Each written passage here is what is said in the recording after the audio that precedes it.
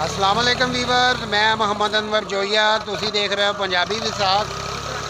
आज जनाब असी तुहानू एक दिखा रहे हैं जुगाड़, पाकिस्तानी जुगाड़। ये जनाब है इट्टां बनाने वाली मशीन। यह देख रहे हो तुसी, इसका ट्रैक्टर के व्हील नाल इसका लीवर ते यह जनाब जिस जगह ते मैं खड़ा इतों मट्टी लेंदे ने लीवर नूं ते अगे जनाब ये मट्टी जनाब केक नवा एक निकलती है, उसको जनाब पार्ट के शक्ल दे के इट बनाई जाती है। तो उम्मीद करते हैं आज की वीडियो तुहानू बहुत ही अच्छी लगेगी। वीडियो अच्छी लगे तो साढ़े चैनल पंजाबी विसाख में जरूर सबसक्राइब करना। हुण जनाब असीं ट्रैक्टर चलाने और तुहानू चला के दिखाने मशीन। तुसीं रहना साढ़े नाल। हाँ तार करंटल बैटरी वाली वेखा हर खाली किथे गई है और परले पासे दूसरे साइड में रिजल्ट तो बड़ा प्यारा है, लियान नाल बेहतर है। बनाओ बनाओ बनाओ गुज्जर का काम है ला गुज्जर अच्छा लगदी है यार तारा भाजी ये मुकम्मल लागी चाह रहा चल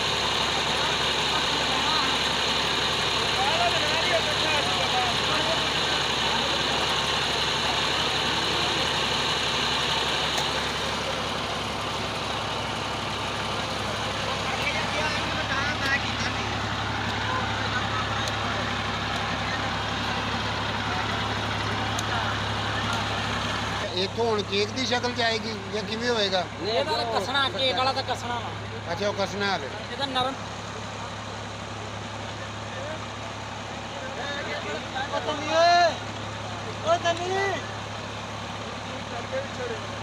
केमिकल ले आ चक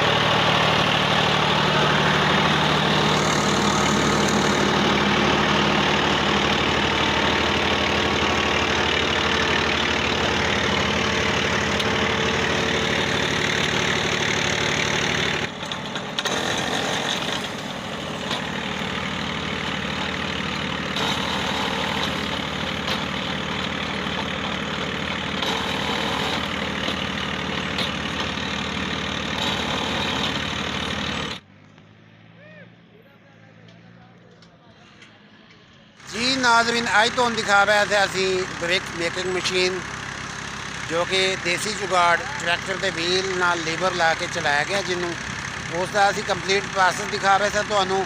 ਉਮੀਦ ਹੈ ਤੁਹਾਨੂੰ ਅੱਛਾ ਲੱਗਿਆ ਹੋਣਾ।